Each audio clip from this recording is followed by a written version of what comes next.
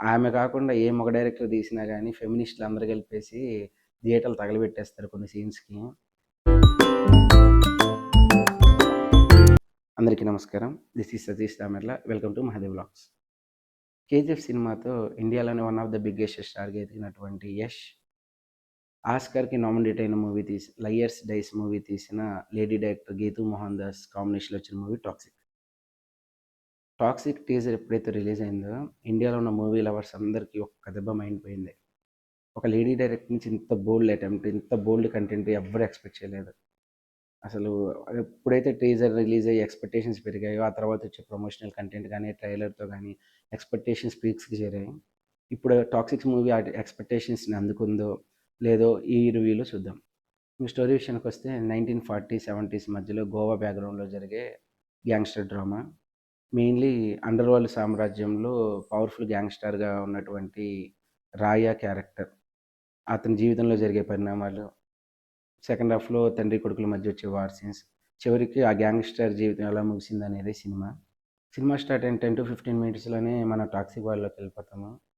Mainly ఆ introduction scene, stylish look, BGM, Hollywood range visuals, ఆ stylish taking, introduction scene అయితే పేలిపోయింది హాల్లో.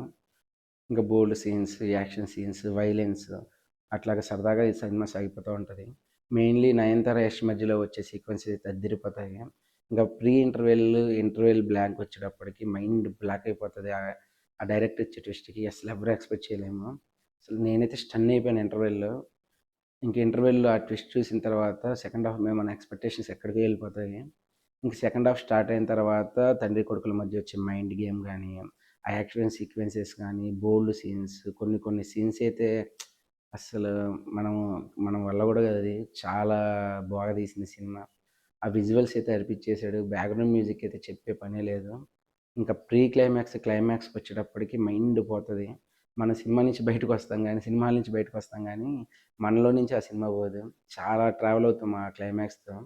అదిరిపోయిన సినిమా, బాగా తీశారు, అదరగొట్టేసింది. సెకండ్ హాఫ్లో తండ్రి కొడుకుల మధ్య వచ్చే మైండ్ గేమ్ సీన్స్ అయితే మెస్మరైజ్ చేస్తాయి. వాళ్ళ మధ్య వచ్చే యాక్షన్ ఎపిసోడ్స్ కూడా సూపర్ ఉంటాయి.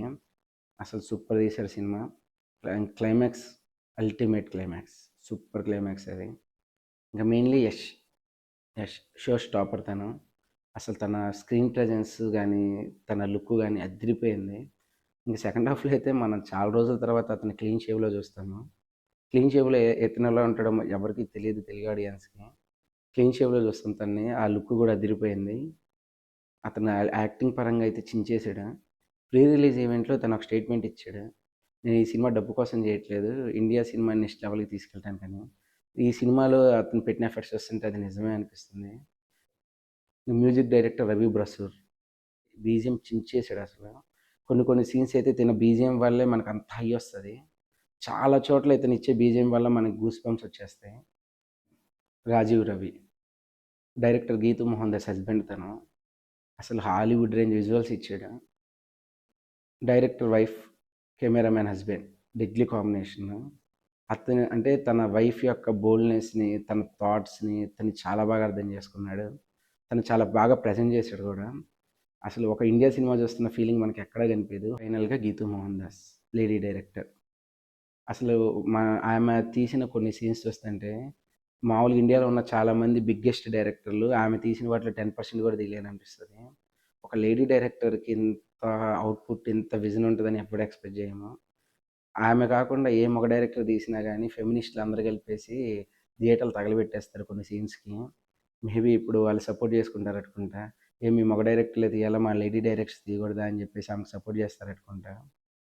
అసలు అల్టిమేట్ డైరెక్టర్ తను. 'లయర్స్ డైస్' సినిమా చూస్తేనే మీకు అర్థమవుతుంది తను ఎంత గొప్ప డైరెక్టరో.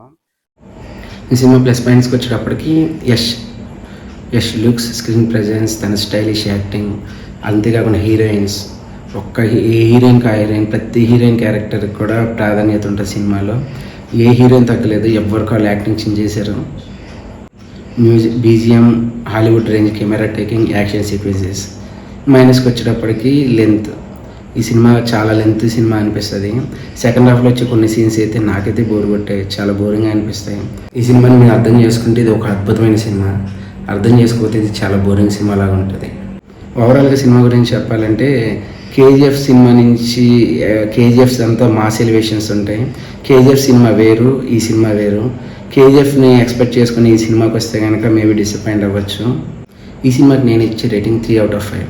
మీరు కనుక ఈ సినిమా చూసుంటే మీరు ఎంత రేటింగ్ ఇస్తారో కామెంట్లో చెప్పండి.